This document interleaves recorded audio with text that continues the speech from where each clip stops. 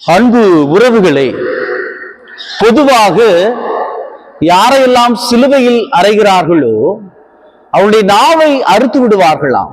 எதற்காக என்றால், அவர்களை சிலுவையில் அறையப்படுவதற்கு முன்பாக அவர்களை அடிப்பார்கள், துன்புறுவார்கள், இழிவான பேச்சுக்களை பேசுவார்கள்.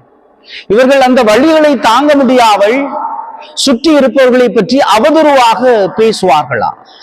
எனவே அதற்காக நாவை அறுத்து விடுவார்களாம். ஆனால் இயேசுவுக்கு நாவை அறுக்கவில்லை என்று வரலாறு கூறுகிறது. இயேசு அமைதியாக இருந்தார் என்று விவிலியம் கூறுகிறது.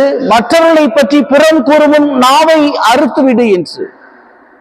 நம்முடைய வாழ்விலே பல நேரங்களில் இந்த நாவை வைத்து நாம் மற்றவர்களை இல்லாதது பொல்லாதது பேசிக் கொண்டிருக்கிறோம், மற்றவர்களை குறை கூறி கொண்டிருக்கிறோம். இந்த நாவை வைத்து எத்தனை கடுஞ்சொற்களை நாம் பேசியிருப்போம். இன்னைக்கு நம்முடைய நோன்பு என்ன அப்படின்னா, என்னுடைய நாவை வைத்து நான் மற்றவர்களை புறம் கூற மாட்டேன், மற்றவர்களை பற்றி இல்லாதது பொல்லாதது பேச மாட்டேன், நான் தவறான வார்த்தைகள் பேச மாட்டேன் என்று இன்றைய நாளிலே என்னுடைய நாவை நான் காக்கப் போகிறேன். என்னுடைய நாவின் வழியாக நான் நன்மையான சொற்கள், நல்ல சொற்களை நான் பேச போகிறேன் என்று நாம் முடிவெடுப்போம்.